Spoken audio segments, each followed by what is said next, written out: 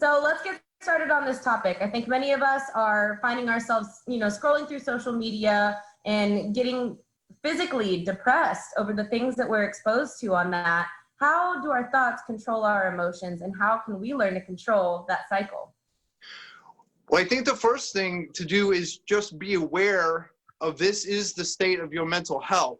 Your mental health is the combination of your thoughts, your emotions, and your actions, and how they affect each other.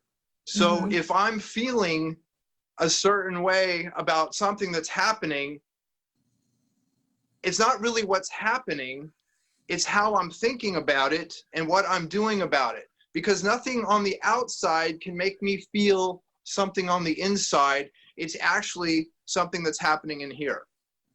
Yes. Okay. So how do we apply that to our lives? Say that I'm finding myself emotionally burdened because of the things I'm seeing on social media, the effect that COVID-19, unfortunately, is still a big topic, even bigger now with so many people losing their lives and finding themselves turning out positive for this.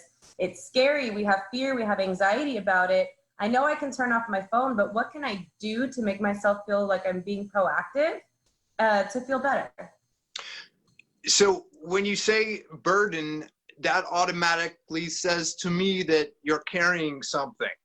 So if I'm feeling burden, that means that I'm probably holding on to something. I'm holding on to those images in my mind and I'm replaying them over and over again.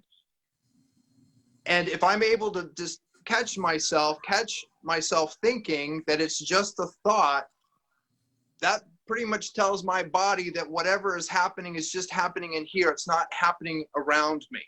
If it was happening around me, then I would absolutely feel that way and need to do something about it.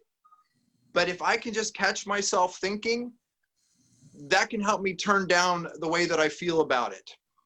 Okay. So our mentality controls everything else. Cycle. We've got that beautiful figure behind you that sort of breaks it down into a nutshell. Now, what if it is something that's happening around me? What if it's, say, domestic violence or something as simple as just not feeling great about your physical beauty? I mean, the list goes on, but we all have these crazy thoughts that take us over. What if it is our reality? So then that means we go from thought to action. If something is happening around me, then there's just something that I can do about it. If I'm not doing something about whatever's happening around me, that's a negative action. And if I'm not doing anything, that's probably going to affect the way that I feel. And I could potentially even give myself a hard time for not doing something about what's happening around me. So there's always some way to think different or do different, do something. And if I don't know what to do, there's always somebody that I can ask. There's always a professional that I can ask what to do in that situation. Yeah, and there has to be a certain point where if it is as serious something like domestic violence or just overall depression, you do need to seek out additional help. It may not be something that you can address on your own. Now that goes into the whole emotions thing. I know I catch myself in waves where I'm having this great week and everything is, I have 2 or 3 days where just everything sucks and I can't get myself out of this quicksand, if you will, of just anger or just being upset and kind of a Debbie Downer. How can I mentally get myself out of that state of mind?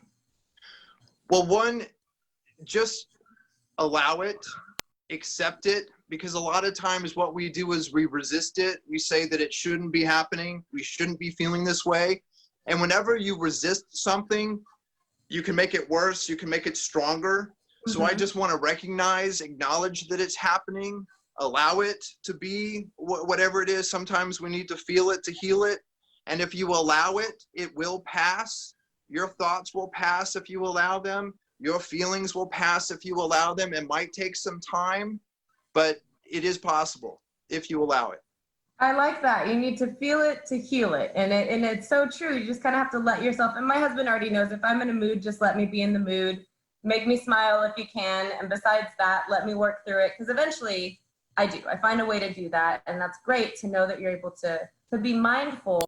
Give us, in a nutshell, a realistic expectation of how we can be mindful in our daily lives.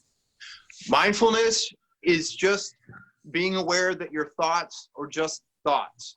It's not trying to stop them or change them. It's just being aware of them. And if you call it a thought, You don't call it a bad thought. You don't call it a good thought. You call it just a thought. That gives yourself this ability to just neutralize the way that you feel.